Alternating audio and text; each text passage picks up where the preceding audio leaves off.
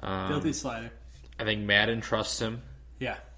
and I think he's a good piece moving forward. Yeah, I mean, he closed out some really crucial games, high-intensity games that some closers might not be able to finish out, but, he was serviceable. Very serviceable. I'm looking forward to him being in that closing role this season. He earned the job again this year, which, is important. Mm-hmm. You need a consistent guy closing games. Yeah.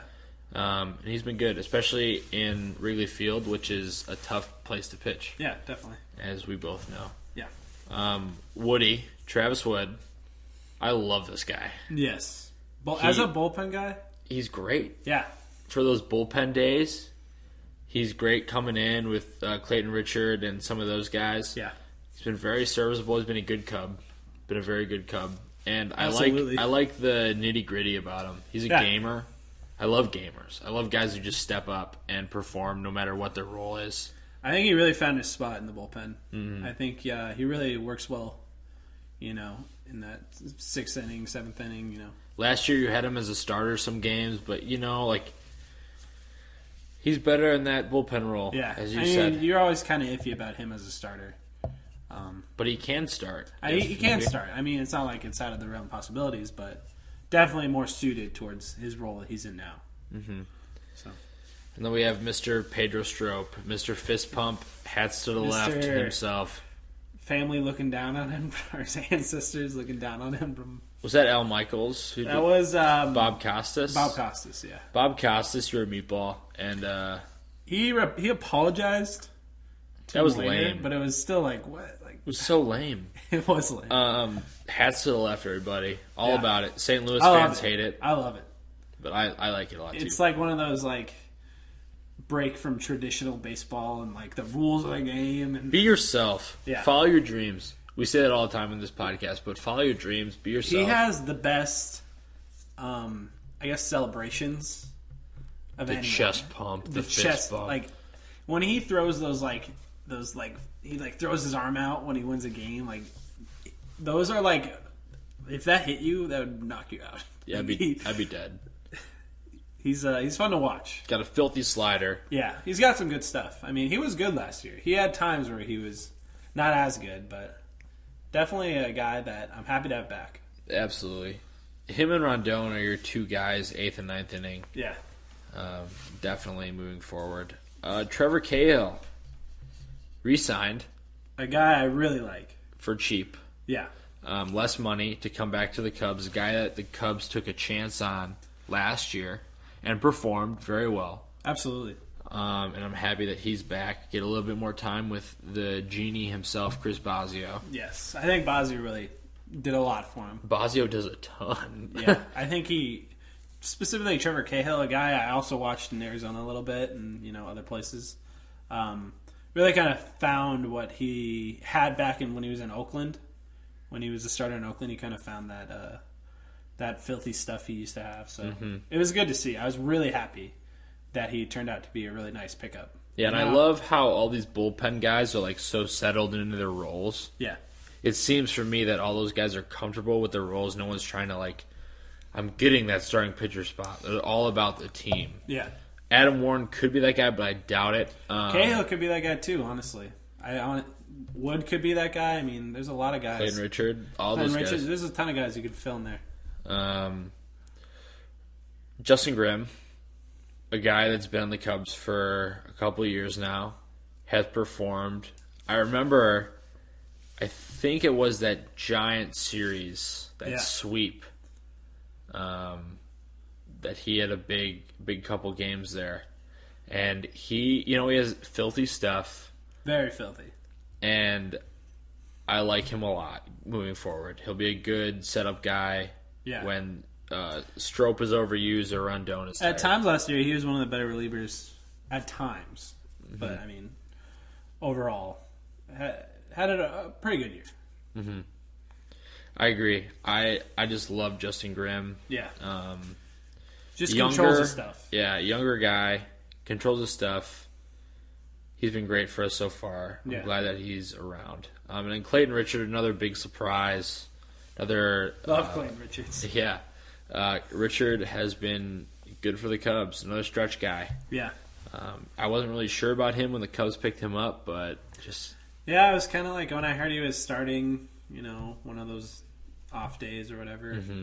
I was kind of like Clint Richards, the old White Sox guy. Like I was like, okay. Was that Jason Hamill injury when that started? I can't remember exactly. I can't remember either. I can't remember exactly, but he filled in a lot. And he filled in really well. He was good during those starts. I mean, yep. And then we saw him in the bullpen all year, and he was great. And a guy that Evan touched on, Rex Brothers. Yeah. I don't know much about Rex Brothers, but I know he's another guy who can set up, who can eat some innings, and will be a valuable piece in this bullpen moving forward. Yeah. From Colorado last year. Yeah, I heard that, he was kind of slotted into, like, people kind of thought he would end up being the closer in Colorado, but he kind of didn't end up that way, so I don't know, we'll see. I feel like he's a guy who has a lot of potential. It's another rebirth via Bosio. Yeah, seriously, just give Bosio whoever, and, he can put me in the bullpen, and I'll be suddenly throwing 95 miles per hour and throwing a wicked slider, so trust the Bosio situation. Trust the Bos. Trust the coaching overall. Yeah. Then Adam Warren, the new addition. Talked about him a little. Castro trade. Very excited about him. Gives you more starting pitching depth. My guess, starting out of the bullpen. What was your initial reaction when you first saw that? Honestly, when I saw the Castro for Warren deal, I thought, what are they? What? I don't know who this guy is. I kind of thought similarly. I don't know who this guy is, but after the Zobrist deal panned out and they're waiting for the domino to fall, it all made sense. Yeah, all those pieces fell right into place. So. It all made sense for me. So excited about Adam Warren. Welcome to the Cubs. If you want to jump on the podcast, don't hesitate. He's listening. He's listening. He's always listening. We know all of these guys are listening. But yeah, I'm excited about Adam Warren. From what I've heard from some Yankees fans, is they were kind of bummed to give him up a little bit, even for a guy like Castro who's been an all-star and has a ton of hits. So he's a guy that could end up being, put in more important spots in their bullpen or, like we said, the 5 or something like that. Pitch on those bullpen days. Then you have the younger guys like Carl Edwards Jr. And a guy like Neil Ramirez. Yeah. So we'll see what happens with this Cubs bullpen. It's going to be some battles in spring training, and we're looking forward to watch. I think it's one of the more intriguing storylines going in, for sure. Definitely the biggest position battle is the bullpen. Absolutely. For sure. No one else is really vying for a spot. Yeah. It's all pretty set other than that. Yep. All right, let's get to the rotation. You got Arrieta at the 1, Lester at the 2, Lackey at the 3. You got Kyle Hendricks, Jason Hamill, and Adam Warren kind of fighting it out there. Yeah. Gonna go 5-1. Let's go 5-1. Yeah. Who do you got at the 5 spot? I'll put in Hamill.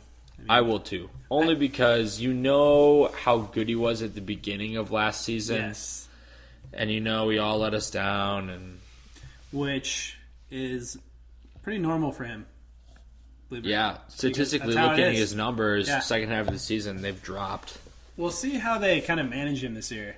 I mean, I'm not sure totally what they could do differently, but I mean, I'm sure they'll try different things to keep him going throughout the whole year. Well, Man has a quick hook with him, as Evan mentioned earlier. His first inning play was just awful, horrendous. Yeah, very bad.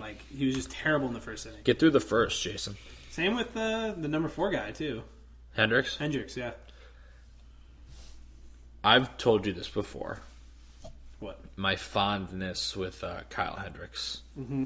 How I love how he is a mental pitcher, how he's strategic, how he hits his spots. He doesn't have overpowering stuff, but he knows what to do on the baseball field to get the ball on the ground and to win games. Yes. And he's still young.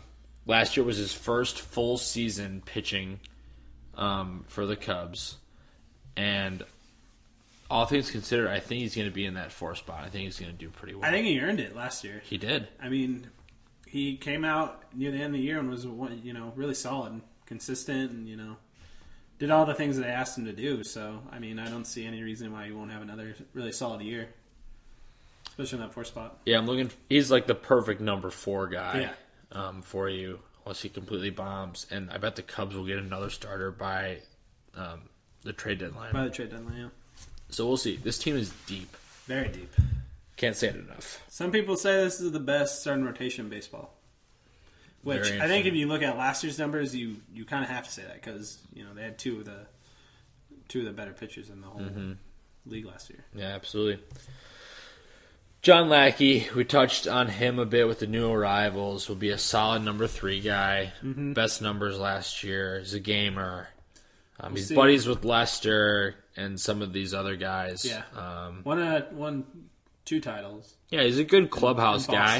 He's a good clubhouse guy. Yeah, he's been there before. It's just going to take Drew a little time to adjust to him being on the Cubs. That's all. There's a couple guys on Twitter that just cannot come to grips with John Lackey as a Cub. You love him, but you hate him. But you gotta love him now. Whatever. You gotta love him now. People I'm all on the John Lackey train. People do dumb things. I'm buying a jersey tomorrow. I'm not buying a jersey. And then you got John Lester, who some people kind of gave crap to last year after a slow start. But statistically, if you look at his numbers, he's had slow starts in the past. Yeah. He admitted not coming into camp in the best shape of his life. Yeah. And we'll see how he does. I think he'll be fine. It's a lot less pressure now that Arrieta is the guy. Mm-hmm. You got Lackey there, too. True. Very true. He had that stretch in the middle of the season where he was getting just quality start after quality start. Really had, he had some really good stuff. I mean, one of the best cutters in the entire league. Mm-hmm. I think he'll have another really solid season. I'm not sure, how good he'll be. I think he'll have record-wise, I think he'll have, a better record this year. He won't be under 500 or anything like that. So, interested to see how Lester does. Yeah. Age is getting up there, too. This rotation in general is, you got Lackey and Lester, and Arrieta isn't young per se either. 31. But it's going to be interesting to see what kind of deal the Cubs give him moving forward. I've heard different things about Arrieta. It's really, I'd love to see a young guy come up and be able to start for the Cubs and perform well. That'd be fantastic. Yeah. But we'll they have see. some guys in the farm system that, potentially could fill that type of role. Could come up. We'll see. And then we got Jake Arrieta. How many wins, Blake? Did you go for 20 wins? Again? Well, before I wins are in. We're gonna say this now. Irrelevant. Wins are irrelevant. Yeah. We're one of those people. We're two of those guys who think smart people. Wins don't mean anything. Which they really don't. They don't. They should delete that stat altogether. I would say if you can reach 20 wins, that's meaningful. Yeah. That's if you can do that, you're obviously doing something right. But just to put a number on it, I'll say he gets 20 again. 20 again. I've heard a lot of different things. Like, is he going to have another great year like he had last year? A lot of people expect him to come back down to earth. They think it was kind of a fluke that he put up those numbers. He's not going to be. He probably won't be under 2 ERA. His ERA will be higher for sure. I think it'll still be under 3. I think it probably, if he can get anywhere close to that play he had last year, he could be like around 2.5 or even lower than that. But yeah, I think people are going to undersell him this year because, whatever, he can't replicate what he did last year. But I think he still is just entering this zone or this part of his career where he's finally really figured it out. Mm-hmm. And we saw it last year. I mean, he has the filthiest stuff. Yep. Like the craziest movement in the league. And you've heard opposing hitters say, this dude, his stuff is basically unhittable when he is on. And we saw that. Yeah, we did. We saw that a lot. Yes, we did. It was a joy to watch, Jake. My favorite moment last year, the no-hitter. I mean, that was my favorite moment, no doubt. And I forgot to say mine. What? I was at the game, the Chris Bryant walk-off against Colorado. That was a great game. That was my favorite moment because that was the turning point of the season. That was a turnaround game for sure. After that sweep by the Phillies, all that crap, Chris Bryant comes up in a big moment and delivers. So that was my favorite. This is going to do a lot this year. According to Blake. According to Blake. And Blake is never wrong, as you guys know. But Wood will save that soundbite and play it back after he hits 50 home runs, and Blake's wrong. I hope